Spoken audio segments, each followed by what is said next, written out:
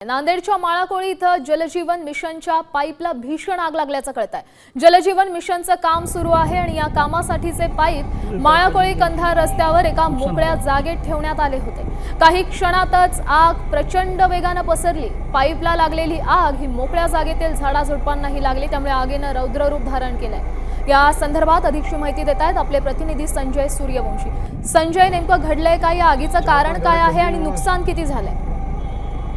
निश्चितच ही आग कशामुळे लागली ही अद्याप याची माहिती मिळाली नसली तरी आग मात्र मोठ्या प्रमाणात लागलेली आहे। नांदेडच्या लोहा तालुक्यातील माळाकोळी येथे ही आगीची घटना घडली। मोकळ्या जागेमध्ये जलजीवन मिशनचे पाईप त्या ठिकाणी ठेवण्यात आले होते। अचानक त्या पाईपाला आग लागली आणि पाईपाला आग लागली आणि इतरत्र असलेल्या सर्व झाडाझुडपांना देखील त्या ठिकाणी मोठ्या प्रमाणात आग लागली। आणि या आगीमध्ये दिलेल्या या सविस्तर अपडेटसाठी तर मोकळ्या जागेवर ठेवलेल्या पाईपला अचानक आग लागलेली आहे। आगीचं कारण अद्याप अस्पष्ट आहे।